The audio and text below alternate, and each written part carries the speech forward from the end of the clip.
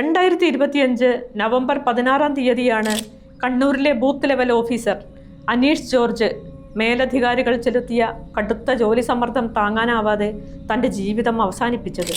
സംസ്ഥാനത്തെ 25,000-ഓളം വരുന്ന BLOമാരുടെ പ്രതിനിധിയാണ് അദ്ദേഹം.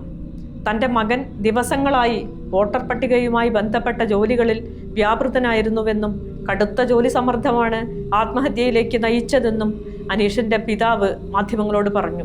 ഇലക്ഷൻ കമ്മീഷന്റെയും സംസ്ഥാന ഇലക്ട്രൽ ഓഫീസറുടെയും മനുഷ്യത്വരഹിതമായ പ്രവൃത്തികൾക്കെതിരെ തൊട്ടടുത്ത ദിവസം കേരളത്തിലെ ആയിരക്കണക്കിന് വരുന്ന ജീവനക്കാർ തിരഞ്ഞെടുപ്പ് ജോലികളിൽ നിന്ന് വിട്ടുനിന്നു. എന്നാൽ അനീഷിനെ പോലെയുള്ള BLOമാർ കടുത്ത ജോലി സമ്മർദ്ദം അനുഭവിക്കുകയാണെന്ന യാഥാർത്ഥ്യം അംഗീകരിക്കാൻ കേരളത്തിലെ chief electoral officer Rathan U കെൽക്കറോ അദ്ദേഹത്തിൻ്റെ ചൊൽപ്പടിയിൽ ജില്ലാതല പ്രവർത്തനങ്ങൾക്ക് നേതൃത്വം കൊടുക്കുന്ന കലക്ടർമാരോ തയ്യാറായിട്ടില്ല. അനീഷിന് പ്രത്യേകിച്ച് ഒരു പ്രശ്നവും ഉണ്ടായിരുന്നില്ലെന്നാണ് കണ്ണൂർ കലക്ടർ മാധ്യമങ്ങളോട് പറഞ്ഞത്.